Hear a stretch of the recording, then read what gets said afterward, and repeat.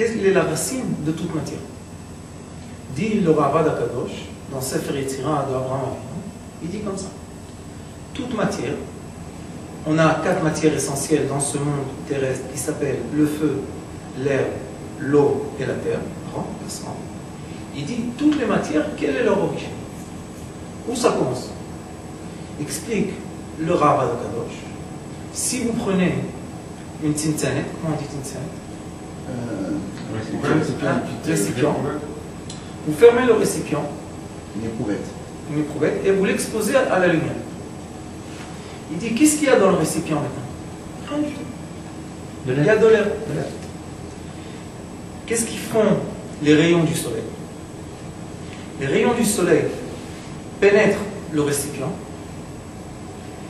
Une partie des rayons vont ressortir, une partie des rayons vont rester dedans.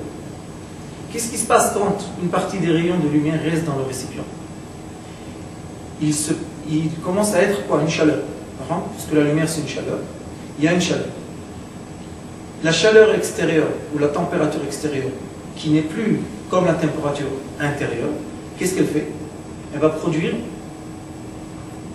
Qu'est-ce qu'on fait quand il y a de la chaleur qui touche? L'humidité. De l'humidité, de la buée. Cette humidité, dit le Ravad Akadosh, si vous allez la laisser encore exposée au soleil, elle va non, elle va s'évaporiser. La partie de l'eau, dans l'eau il y a une partie d'air et une partie de terre. La partie de l'air va s'évaporiser et on va voir comme une poudre blanche dans le récipient. Il dit le Ravad Akadosh, si tu as fait ça quelques jours, tu peux faire sortir vraiment de la poudre blanche. Il dit, c'est de la magie. Comment tu as fait rentrer de la terre dans un récipient vide? C'est que le Ravad Akadosh, qu'en effet, dans la lumière, Esh, ça s'appelle, dans la lumière, il y a toutes les bases. Maintenant, on va prendre les deux choses qu'on a dit et on va les réunir. Avant qu'on va les réunir, on va rentrer dans le Ari Akadosh. On va dire une troisième chose qui est écrite dans ma Masechet Ohalot, dans la Mishnah. Si je n'ai pas tort, Perek Yud Aleph dit la Mishnah que l'homme a été créé comme un bateau. En effet, on a un récipient qui est la tête. Vous savez qu'il y a du liquide dans la tête. On a un récipient qui est dans le cœur et les poumons. Et on a un récipient qui est dans les intestins et tout ce qui est la partie en haut. Il dit en effet, ces récipients-là, ils sont pleins d'air. C'est pour ça que la lumière, c'est elle qui va produire les liquides qu'on va avoir dans notre corps. Un exemple que vous connaissez tous, très facile. Quand on va à la plage et on est exposé au soleil, à la chaleur, les rayons du soleil, on a beaucoup de sueur. Les gens vont dire, oui, la sueur, c'est un effet du corps pour refroidir le corps. Et on va se poser une question, d'où tellement d'eau? D'où le corps a tellement d'eau? Alors les gens vont dire, le pancréas produit 1,5 litre d'eau par jour. C'est ça. Mais ça ne suffit pas. Mais surtout notre corps, il est rempli d'eau. Mais ça ne suffit pas. Si, chas v'shalom, tu vas faire sortir toute l'eau que tu reçois du pancréas, 1,5 litre, tu vas être séché. Et la preuve, c'est que les gens sont à la plage 8 heures, ils ne se sèchent pas. Les autres, ils vont dire, oui, on boit. Il faut savoir que quand on boit, le liquide, il va dans les endroits qui sont comme les intestins. Il va dans le... Subjectif. Il va dans les reins et après il va dans chaque chétan. C'est pour ça que si on comprend maintenant ce qui se passe avec la lumière, plus on est exposé à la lumière, plus on a dans notre corps du liquide et des os forts. Ça, c'est une recherche qu'ils ont fait beaucoup d'années. Quelle est la différence vitale, pas vitale, quelle est la différence entre le corps d'un être humain qui vit dans les pays sombres et le corps d'un être humain qui vit dans les pays chauds, illuminés? En Eretz Israël, il y a une tofa, il y a un problème que les docteurs n'arrivent pas encore à comprendre. Pourquoi on a tous un manque de vitamine D? Et l'Eretz Israël, on a 9 mois par an du soleil. Le vitamine D, est produit par le rayon de soleil qui touche notre corps, qui se transforme en vitamine D, qui se transforme en calcium et en zarkhan, et se transforme pour la première matière de construire les os. Maintenant, d'après ce qu'il a dit le Ravad Akadosh, on peut comprendre. Les rayons de lumière, les gens s'exposent aux rayons de lumière.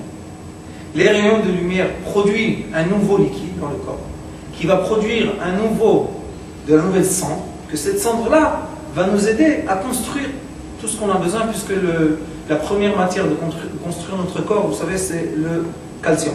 C'est la première matière. Maintenant, on a vu deux exemples. On a vu une fois que pour produire le liquide masculin, on est obligé d'être exposé à une certaine pensée, sentiment, on va dire lumière. Pourquoi les pensées et les sentiments, ce n'est pas quelque chose physique, c'est quelque chose qui est plutôt de l'énergie spirituelle. Donc le Riyak Kadosh dit toute pensée est lumière. Da'at zéro. Il dit si tu es exposé d'un coup à une envie, et l'envie c'est une lumière qui t'a rayonné, maintenant dans ton cerveau, ou de la femme ou de l'homme, va se produire le liquide. On a vu une autre chose, que notre corps, sans chercher le liquide masculin ou le liquide féminin, produit tout le temps, grâce à des lumières qui sont terrestres, tout le temps des liquides et des cendres qui nous bâtissent, qui nous rendent forts. Après qu'on a fait cette introduction, maintenant on peut peut-être, essayer de comprendre un extrait qui est très important dans le Hari HaKadosh. Il dit il dit maintenant, je vais essayer de vous expliquer le liquide féminin, d'où il est produit. Je veux vous dire une chose qui est physique, scientifique. Jusqu'aujourd'hui, dans tout le monde entier, ils n'arrivent pas à dire où se produit, quelle est la glande qui produit le liquide féminin. Chez l'homme, on sait, ça sort de la tête, ça passe par la colonne vertébrale et ça sort. Chez la femme, ils n'arrivent pas à dire où ça se produit. Quel est l'endroit que par là-bas ça sort. Et regardez qu'est-ce qu'il dit le rêve.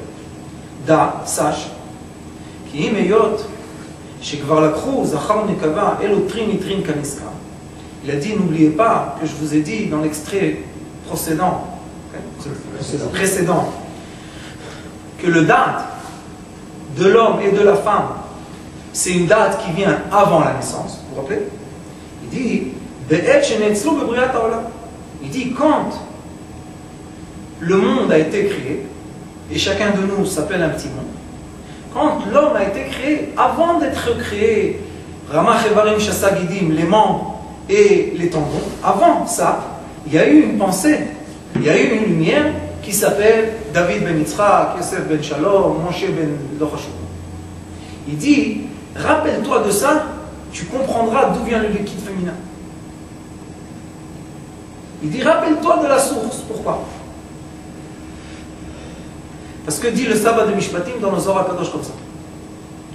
Le début d'un homme terrestre, c'est une neshama féminine, masculine, entière, qui est dans un endroit qui s'appelle le royaume des neshamas. Ça s'appelle Echal HaNeshamot.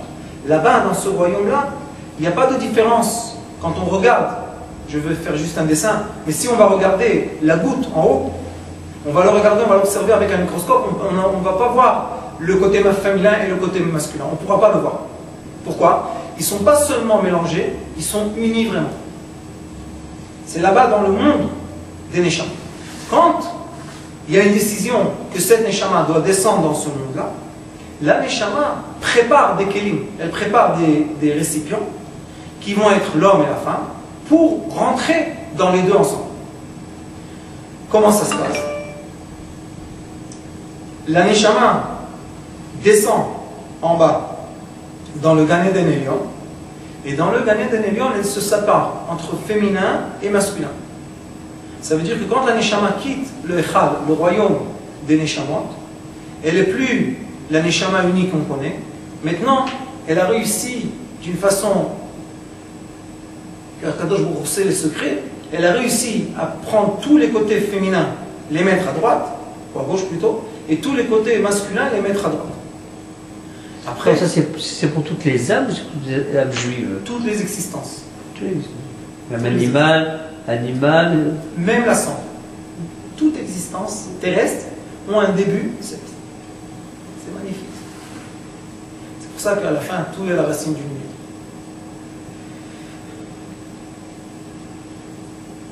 Après, il y a le Ganen et Tartan. Qu'est-ce qu'il y a dans le Ganen et Tartan? Le Ganen et Tartan, il est dans ce monde-là. Vous savez, le Ganen et Tartan est ici, le Gehenom est ici aussi.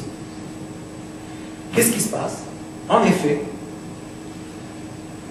les hommes séparés des femmes reçoivent à un certain âge ou à un certain moment dans leur vie une prouda, un ordre d'être attirés l'un par l'autre. La question la plus bizarre qui se pose dans le Talmud Masechet Kiddushin, comment nous demande la Torah de dire à une jeune mariée en dessous de la choupa, Kama yafa, kama na'a, tellement belle, tellement gentille, puisqu'on sait, chacun de nous, que si on va dans des choupot, c'est pas sûr qu'on aurait toujours choisi la mariée, et c'est pas sûr que les femmes auraient toujours choisi le marié. Alors comment, quand même, ils sont attirés? Dit la Gemara, elle dit, lui, il a dedans un ordre lumière qu'il voit dans ses yeux que nous on ne peut pas voir. Il y a quelque chose qu'il voit, il ne peut pas expliquer, c'est pas logique. Le Ri Akadosh pose une question.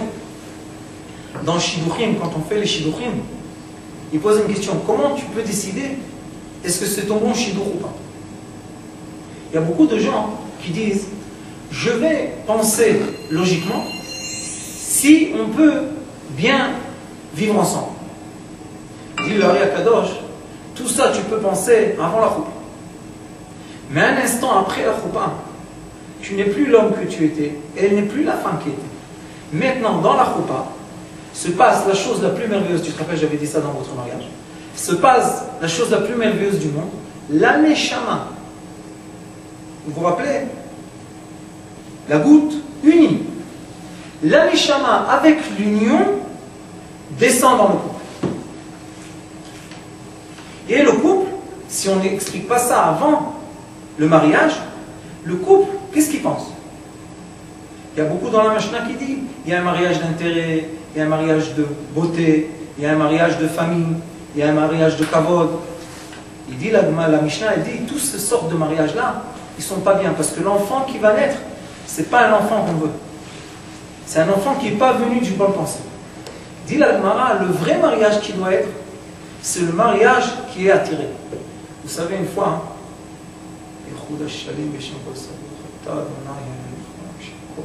Amen.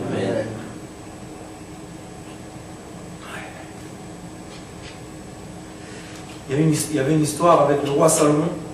Il avait une fille.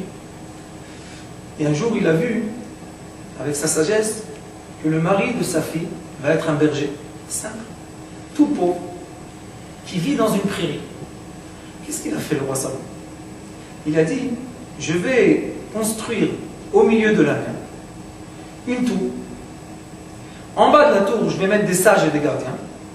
Et en haut de la tour, je vais mettre ma fille. Et ils vont la nourrir et elle va être là-bas. Comme ça, je sais, personne ne peut l'approcher, personne ne peut. Ils ont construit la tour, ils ont mis les sages, ils ont emmené les soldats, tout va bien. Et ils voient, oh Hachem, elle est bien protégée, personne ne peut rentrer, personne ne peut sortir. Il est content. Un jour, ce pauvre berger n'avait pas de quoi manger. Qu'est-ce qu'il fait? Il a vu une vache morte. Et il ne pouvait pas s'abriter parce qu'il était dans le champ. Il avait chaud. Il est rentré dans le ventre de la vache morte pour s'abriter de la chaleur. Il est venu un aigle, un grand aigle. Il a pris la vache et il l'a mis sur la tour. Après, il s'est réveillé. La fille de Shlomo HaMelech l'a vu. Évidemment, ils se sont tombés amoureux. Et elle lui a donné à manger, tout doucement, elle s'occupait de lui.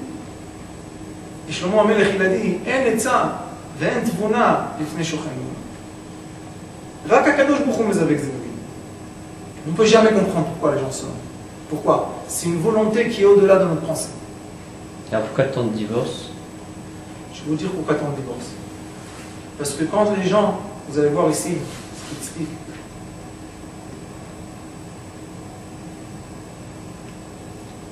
Parce que la goutte, le liquide masculin et le liquide féminin, c'est une force qui nourrit l'homme et la femme, toujours de la méchante.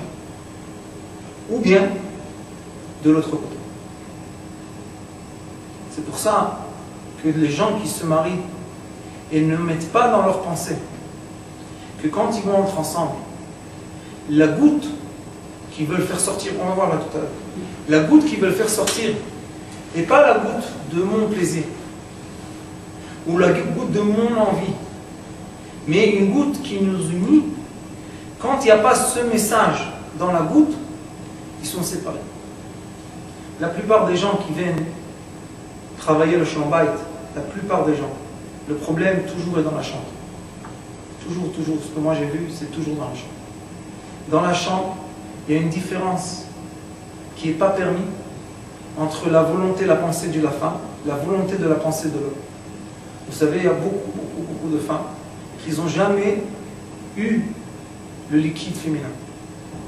Ils n'ont jamais ressenti ça. Pourquoi? Parce qu'ils ont été éduqués toute leur vie qu'ils doivent être juste un récipient que l'homme doit utiliser. Mais le problème, c'est qu'après quelques années, elles se sentent seules, humiliées. Elles ne veulent plus. Après, le mari dit, qu'est-ce que j'ai fait de mal? C'est pas que tu as fait du mal. Est-ce que tu l'as mis reine? Est-ce que tu as pensé qu'elle ne doit pas être comme tu te comportes avec elle? Tu n'as pas pensé à ça. C'est pour ça qu'il dit l'Ari Akadosh. La pensée, c'est la lumière qui va créer, qui va produire le goût. Ici, il nous dit un premier, comment on dit, un premier moussal, comment on dit moussal? Terme, premier terme. Il dit, c'est quoi le premier terme? Il dit, tipat azer abet azibou. Tipat azer, c'est la goutte qui va produire. Vous savez qu'il y a zera nukbi et zera dochri. Il y a le tipa de l'homme et il y a tipa de la femme aussi. Le Zohar HaKadosh dit, on a parlé ça la semaine dernière, que quand l'homme, chas v'shalom, veut être uni avec sa femme, dans le tipat zera, si c'est tipat zera, qu'est-ce qu'il fait? Il lui transmet tout le message intérieur qu'il a égoïste. Ça veut dire que maintenant, il est possible qu'il ne pense plus à elle. Maintenant, c'est possible qu'il pense à une autre femme. Mais il dit, qu'est-ce que je vais faire? C'est ma femme, je vais utiliser cette femme. Qu'est-ce qu'elle ressent, elle? Elle ressent qu'il y a quelque chose d'autre. Elle ne peut pas expliquer ça. Pourquoi? Parce qu'elle ressent le message. Ce message-là, il est au niveau des âmes. Alors il dit ici, il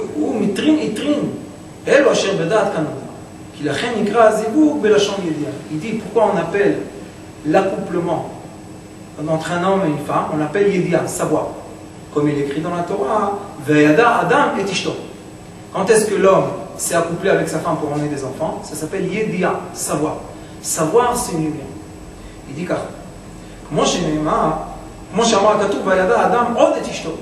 Maintenant, il dit un deuxième terme. Le premier terme, il a dit Tipat Azera. Maintenant, il nous dit Tipat Azibou. Qu'est-ce que c'est ça? Décide Ari Akadosh.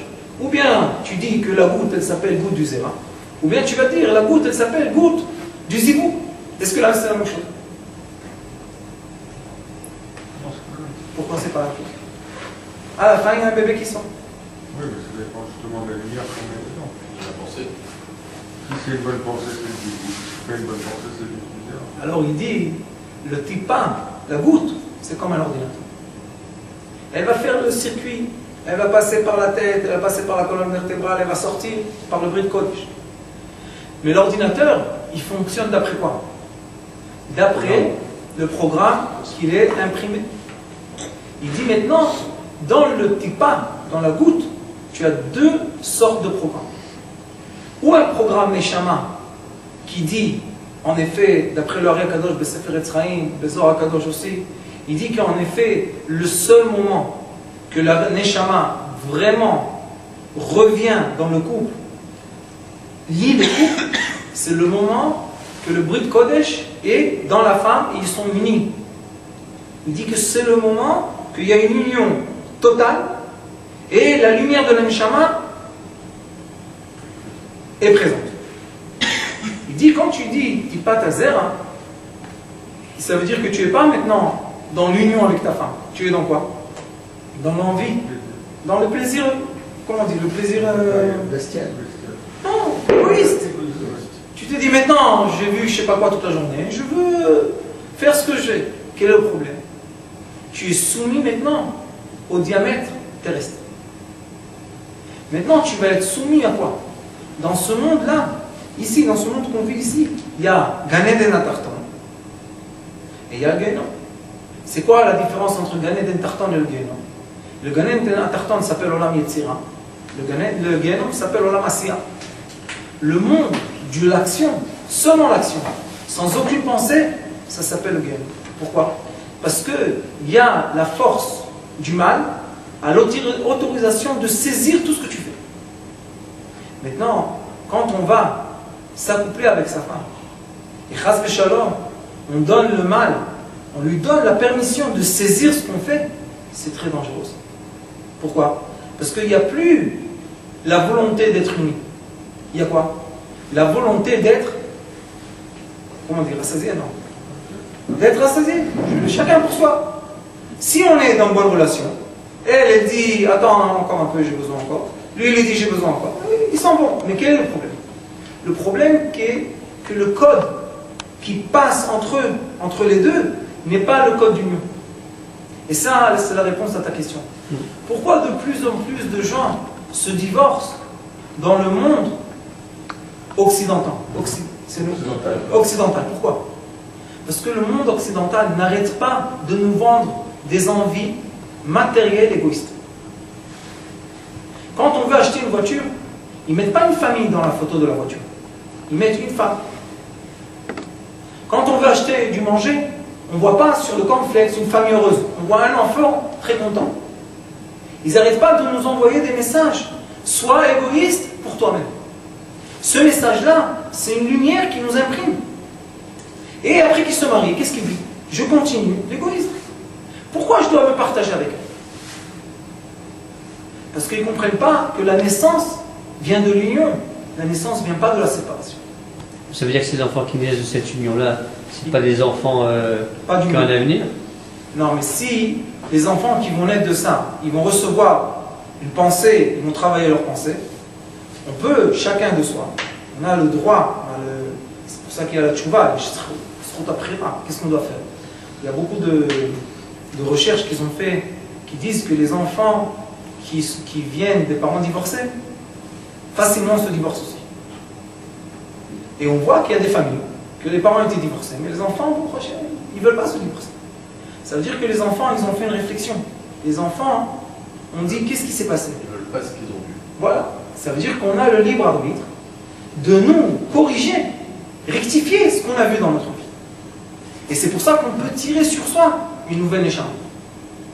C'est même pas ça, c'est que même il y a 60 ans, nos grands-parents, parents, grands-parents, il n'y avait pas tous ces divorces comme il y avait maintenant. Oui, c'était pas lié à ça. C'était lié au candidaton. C'était pas lié à... C'était au candidaton et c'était à la philosophie. Et moi je vais te dire pourquoi. C'est très simple. Aujourd'hui, tu manges midi comment? Je mange dehors. Et le matin?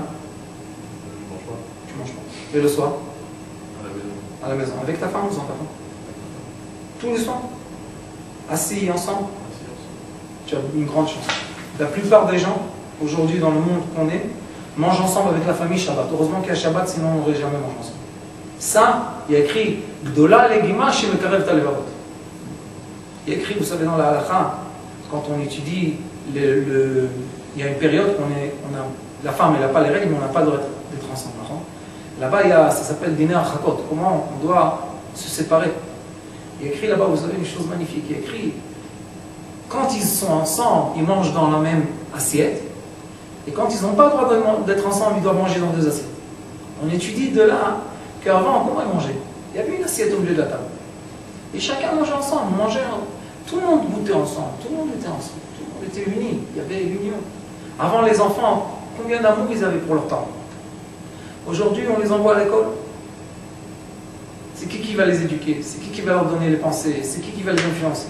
C'est plus tellement les parents. Combien d'amour ils ont pour les parents? Que la même chose. Il n'y a rien à faire. On ne peut pas aller contre le courant de la réalité. C'est pour ça qu'il faut savoir qu'on doit dire à nos enfants, le message est, vous devez être éduqués, élevés par vos parents, et vous devez être instruits seulement par l'école. C'est-à-dire qu'il faut arrêter la télévision, l'ordinateur, l'iPhone, c'est ça des éléments. C'est pas l'école, hein. C'est les éléments de communication qui empêchent la communication. Et ça, hein, qu'est-ce que ça fait? Ça donne un message à la personne qu'elle est toute seule. Non, elle est toute seule. Et pas seulement, non, on n'est pas tout seul. Non, mais les enfants arrivent à vivre tout seuls aujourd'hui grâce à ces instruments de communication. Un enfant qui est devant Internet, il est tout seul. Et il reste tout seul tout le temps. Oui, mais lui, qu'est-ce sauf qu'on peut-être lui pour vend? manger quand on l'oblige. Mais qu'est-ce qu'on lui vend, lui? Dans l'Internet. Tu as des copains, tu peux jouer, regarde la petite lumière, elle va te faire des bonnes pensées, regarde la petite lumière, elle va te donner la musique, la petite lumière, elle va faire comme ça, tu vas parler avec Obama. Oui, mais il reste sur le On spectateur. lui dit, rien n'est impossible. Mais est-ce que c'est la vérité? C'est un monde virtuel. Hein? C'est un monde virtuel. Alors il dit, c'est pour ça, ça ne s'appelle pas Tipatazivou, ça s'appelle Tipatazar. Et nous, ce qu'on doit faire, c'est quand on s'approche de notre femme, et quand la femme s'approche de son mari, ils doivent faire un travail qui est pensé avant. Avant de tout commencer, on doit penser. Est-ce qu'on veut être unis et vivre à vie? Oui. Alors maintenant, on va cultiver ça. Parce que la lumière, c'est comme l'agriculture. Si tu as un terrain qui est bien exposé à la lumière, tu auras des fruits qui sont très très sucrés. Si tu vas abriter le terrain et tu ne vas pas laisser la lumière passer, tu vas avoir des fruits qui sont très amers. Qu'est-ce qu'on doit faire nous aujourd'hui quand on étudie tout ça et on comprend?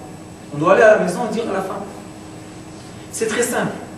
Ou le programme qui va être imprimé dans le liquide féminin et dans le liquide masculin est un programme qui dit union, ou chacun fait son plaisir. Il faut savoir, un bout de temps de plaisir, on se dit, bon, c'est rassasié ici, la glace à la vanille, c'est très très bon, mais il y a aussi de la glace au chocolat, on essaie un peu de la glace au chocolat, qu'est-ce qu'il y a? C'est interdit. Tout est permis aujourd'hui. Et on ne comprend pas pourquoi les femmes commencent à... Et les hommes, qu'est-ce que tu vas chercher des ch'touillottes? Il descend à la macolette, et le pauvre, comment il est sorti de la maison le matin, et il va à la macolette, il a vu une tête comme ça, vous savez, Tisha B'Av, elles ont une qualité d'actrice magnifique, les femmes. Elles peuvent te faire sortir de la maison, tu penses que tout va... rien va marcher, elles ont raison. Et tu vas à la macolette, et il y a une petite jeune, elle te sourit. Ah, Boker Tov, Adoni. Tant qu'il tombe amoureux, est-ce qu'il est amoureux? Qu'est-ce qui s'est passé? Il avait un manque d'union. C'est très dangereux ça va très très loin. Mais quand on ne comprend pas ce qui est écrit dans le Hari Akadosh, que c'est le seul que j'ai vu jusqu'aujourd'hui, sauf le Zohar, qui explique tout le déroulement, on ne peut pas comprendre pourquoi les gens se piègent dans des ch'touillottes. Mais je vous dis, des ch'touillottes. Toujours je dis aux gens, quelqu'un maintenant, il a mal au dos, le pauvre. Il a mal, il va chez les docteurs, les piqûres, les trucs, regardez ce qu'ils font maintenant. Machou. Et il n'arrête pas d'avoir mal. Après 2 mois, il n'en peut plus, les douleurs. Son copain lui dit, tu sais, qu'est-ce que tu as mal? Il a à Tel Aviv une femme, elle fait massage, 250 shekels. Massage refouillé, comment dire? Médical. Médical. Il vient, il se met sur le lit. Elle met les 2 mains sur son dos. Il est content. Relaxation totale. Qu'est-ce qui se passe? Qu'est-ce que tu as, toi? Après 2 minutes, il tombe amoureux, le pauvre. Ah, comme elle est gentille. Oh, comme elle est douce. Oh, comme elle... Qu'est-ce que c'est ces bichetottes là que tu as dans ta tête? C'est une machine. Tu payes 250 shekels, ça fait comme ça 40 minutes. Qu'est-ce que tu... Le lendemain, il va encore une fois. Après, il va encore une fois. À la fin, il peut quitter sa femme pour cette machine qui fait ça toute la journée à tout le monde. Est-ce que c'est pas un manque de quoi? c'est un manque de compréhension. Quand on s'approche de sa femme, il faut savoir, à tout âge, à chaque situation dans la vie, il faut se parler avant et dire, est-ce que maintenant, dans l'acte, on va faire descendre la lumière de la Neshama, ou bien, Chaz Shalom, il y aura la lumière de la séparation. C'est très simple. Quand on va dire il y a la lumière de la Neshama, ça veut dire la lumière de l'union, la lumière qui emmène avec elle tout le matériel qu'on a besoin, toute l'abondance, tout le chef, à tout. Oh Hachem, ouais, des couples, ils sont heureux quand ils étaient jeunes, et quand ils sont vieux, ils sont heureux, ils sont amoureux. Mais il y a des couples, malheureusement, 15 ans, hop, ils se divorcent. Après l'autre, ils se marient avec eux. Après 15 ans, hop, ils se divorcent encore une fois. Encore une fois. Qu'est-ce que tu cherches? Qu'est-ce qu'il y a? Qu'est-ce que tu as trouvé? Qu'est-ce qu'il y a là? À la source, tu ne sais pas d'où tu es, d'où tu vis. Comment tu es créé? C'est quoi qui te ressource? C'est pour ça que tu ne sais pas utiliser bien. C'est l'être humain.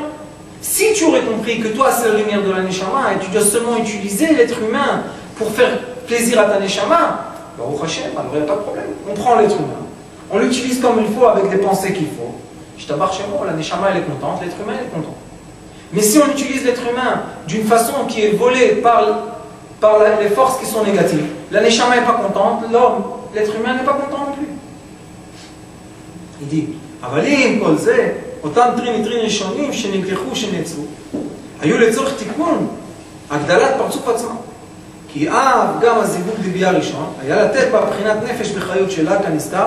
Il dit ici, comme on a dit le premier cours, que l'homme, quand il emmène, quand il s'approche de la femme, c'est lui qui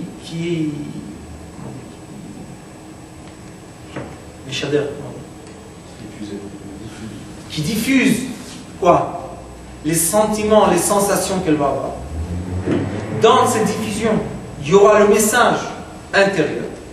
C'est pour ça qu'elle va ressentir dans son corps matériel et dans l'âme spirituelle, elle va ressentir le message.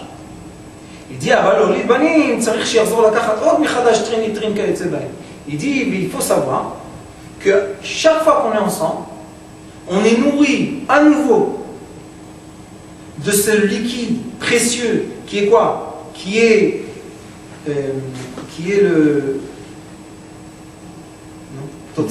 le résultat de l'imprimerie de la lumière divine de notre Neshama.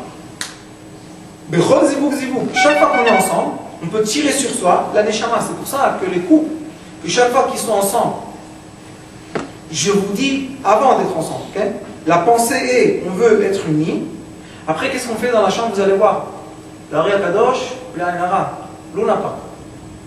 L'Ari Kadosh, il explique comment être ensemble, qu'est-ce qu'il faut faire. Nos amis, ceux qui disent qu'ils comprennent quelque chose dans le plaisir, ils n'ont rien compris encore.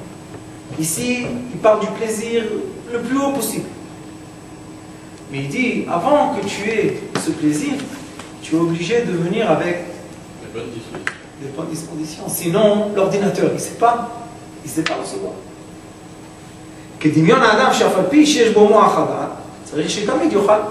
dit, comme la personne, on a toujours la pensée, on a toujours le moire.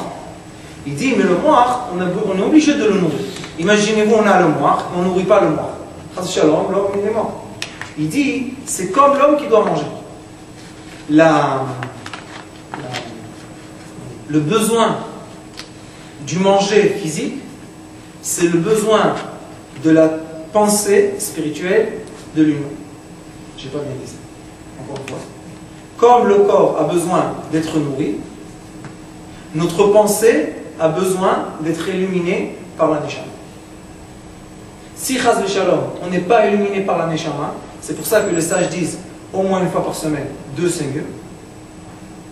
Si on n'est pas illuminé par la Neshama, on a un manque de lumière dans notre pensée. Et quand on commence à ne pas être illuminé, qu'est-ce qui se passe? Il y a un manque de liquide, il y a un manque de sang. Maintenant, l'argent ne vient plus comme il faut. Le corps n'est plus fort comme il était avant. On a un manque, on n'arrive pas à se nourrir. Il dit, le Ari Kadosh, sachez, c'est pour ça qu'il y a des gens malheureusement qui disent, il ne faut pas faire la mitzvah, c'est pas bien, une fois par mois. Mange une fois par mois aussi. Dit le Kadosh, c'est n'importe quoi ça. D'où on sait dans la Torah combien de jours nourrit la mitzvah? 3 jours. 3 jours, quand l'homme donne le liquide masculin à la femme, le liquide masculin peut travailler, 3 jours il le nourrit la femme. D'où on sait ça? Shlosha Yamim avant Shavuot. C'est écrit que 3 jours avant Shavuot, on n'a pas le droit d'être avec la femme. C'est halakha. Pourquoi? Parce que si on va être avec elle, Isha Polet et Nitmet. Après 3 jours, dans les 3 jours, si elle va faire sortir le liquide masculin, elle devient Tmea. Et comme à Shavuot, on a reçu la Torah tous purs, il est écrit là-bas, Shalosh Yamim, 3 jours. On sait de là que 3 jours, c'est le temps que la femme est nourrie quand le liquide masculin est un liquide avec un bon programme. Mais des fois, malheureusement, on peut être 3 fois par jour ensemble et on n'est pas nourri, on ne ressent pas qu'on est rassasié. Et alors, comment on fait pour les moments où on ne peut pas être avec ça? La Torah. C'est le moment qu'on se remplit de Torah. Parce que la Torah, c'est la date émet, c'est la date à haut. Il dit, tout ce qui nous dit que ça affaiblit la personne, il dit, si le Ré Kadosh Papitan. Si tu vas être avec ta femme, pas comme un lapin, mais tant qu'il faut pour se nourrir les deux ensemble, ton moire sera beaucoup plus fort. Pourquoi? Parce que ton moire, la cervelle, aura l'habitude d'être illuminée par les lumières célestes. Et les lumières célestes, c'est elles qui emmènent avec tous les messages qui sont très importants pour nous, toutes les nouveautés, tout ce qu'on veut faire,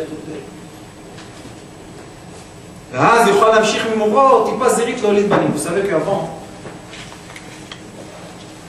dans le temps, dans les pays du Maghreb, ils disaient que l'enfant qui naît à l'homme après l'âge de 50 ans, c'est un enfant qui va être très très fort. Maintenant, d'après le Hari au Kadosh, on peut comprendre pourquoi il dit ça. Si un homme, il était bien, avant il se comportait bien avec leur femme, si un homme se comporte bien dans ce zivou, c'est pour ça que quand les femmes, malheureusement, elle était décédée, il se remariait avec une femme jeune. Le Rabbi Chaim est... Rabbi...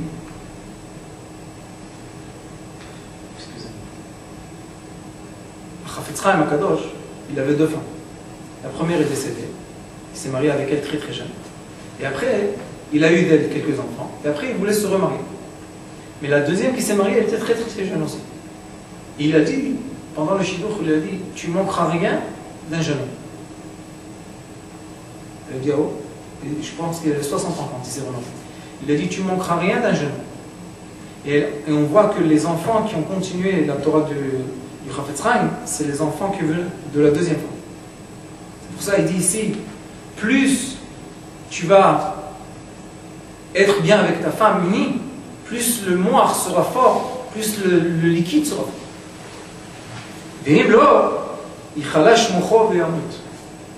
Et si Chaz v'Shalom, l'homme n'a pas ça, c'est pas seulement l'homme, c'est la femme aussi, le moire va s'affaiblir et va mourir. Et malheureusement, on voit des gens âgés qui ne peuvent pas être. On voit que tout doucement, ils s'abrutissent vite. Pourquoi ils s'abrutissent vite? Parce qu'ils ne sont pas nourris par la lumière divine de la Nécha. Et c'est pour ça qu'il y a écrit dans le Even HaEzer, je crois, écrit dans la halakha du deuil, quand Chas v'Shalom, un homme a perdu sa femme, 30 jours, il doit se remarier. Il n'a pas le droit de rester 30 jours sans elle.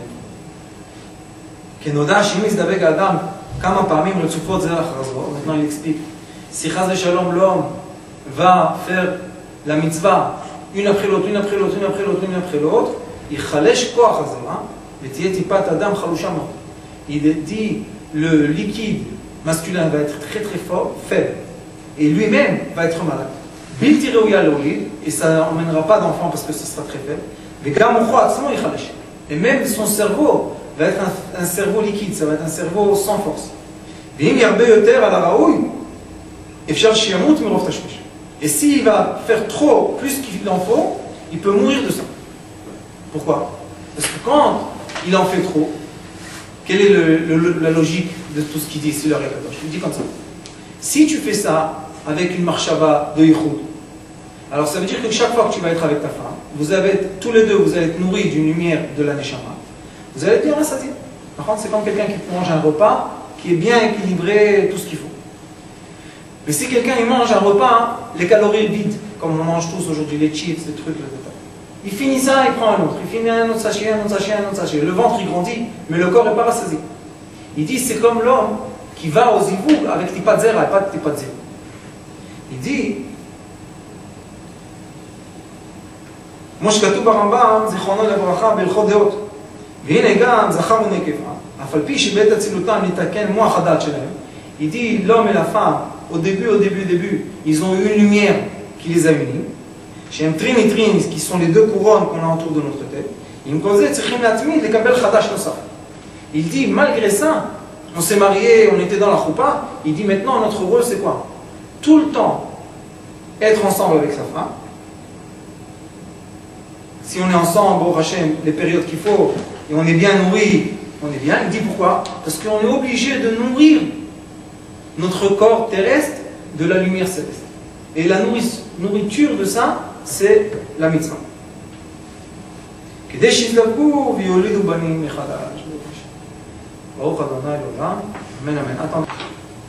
poses comme la question, c'est que quand on sépare un enfant, c'est quand même une nourriture.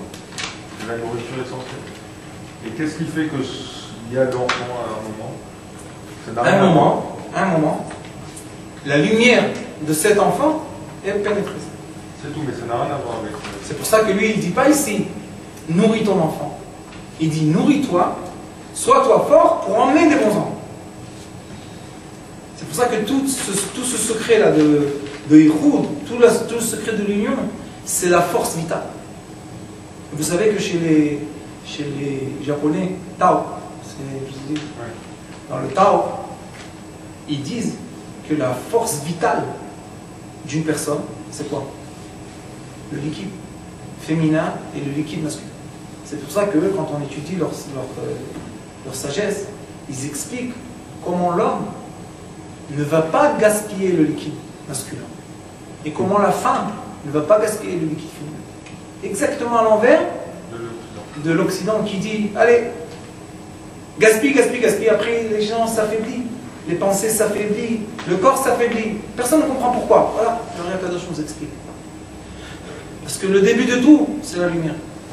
Une autre question, vous avez dit avant la relation, il faut avoir une discussion avec sa femme. C'est comme une discussion. Vous savez, les premières fois qu'on parle de ça avec la femme, c'est un peu étonnant parce qu'on n'a pas été éduqué comme ça malheureusement. C'est ça.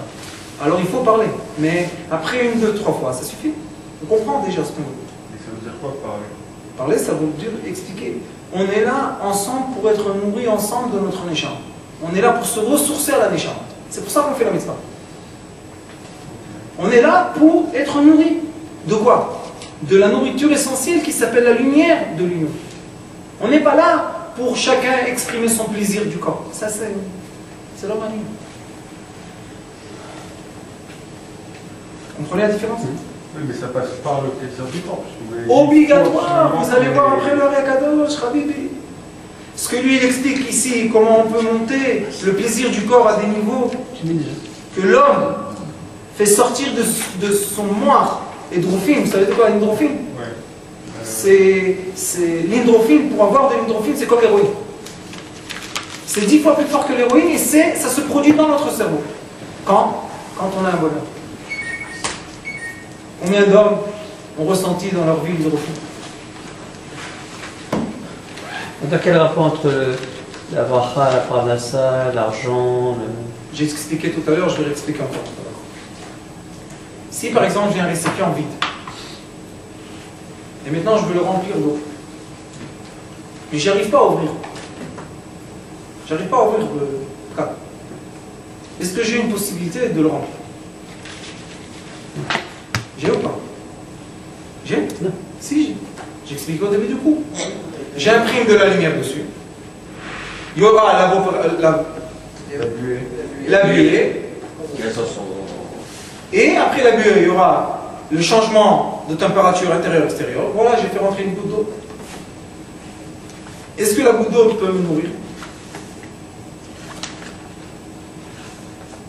Si je fais rentrer pendant quelques jours des gouttes d'eau et j'ai après 3 jours 2 litres d'eau, Dans le désert, je peux être nourri ou pas? Non. Je sais grâce à quoi? À une lumière. Tout le problème de la parnassa, c'est la lumière. Les gens qui veulent y croire peuvent. Les gens qui ne veulent pas y croire, ils ont droit. Mais quand on étudie la physique, et quand on étudie la Kabbalah, on sait que tout est nourri par une lumière. Je vais vous dire plus que ça. Il y a écrit dans Sefer Yetzirah que produire de l'eau, c'est une sagesse divine. Comme ça il dit. L'homme qui réussit à produire de l'eau, c'est une sagesse divine. Et j'ai fait un mikvé chez moi. Et dans la Mishnah, il y a écrit que Tal, c'est quoi? C'est la rosée du matin, est cachée pour l'eau de mikvé comme la pluie. C'est quoi l'eau à la rosée? La plante a reçu de l'énergie toute la journée. Maintenant, il est obscur et se refroidit un peu. Mais encore, elle dégage de la chaleur. L'air est plus froid. Qu'est-ce qui se passe sur la plante? De l'eau. On peut boire ça, c'est de l'eau mamache. Quand on fait survie, vous savez, à Issardout. On étudie plein de choses dans le désert. Tu n'imagines pas combien d'eau il y a dans le désert. Chaud, tu dis bon, Hachem.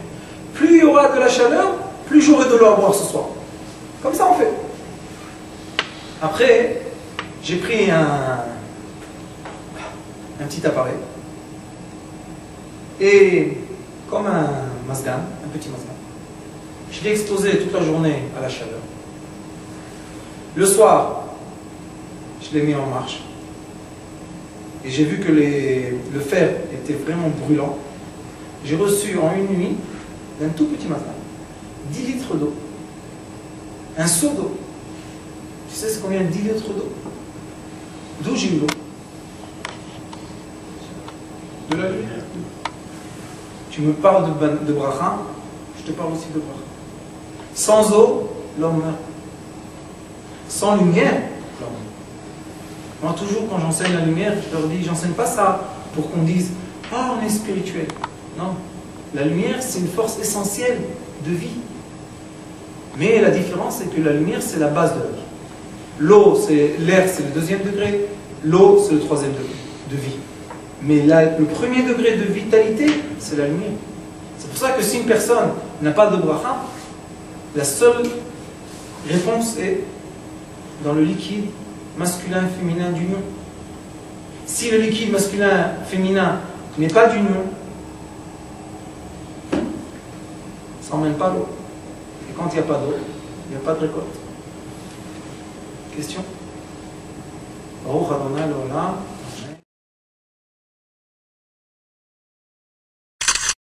Notre rôle maintenant, c'est détecter notre lumière et en profiter au maximum.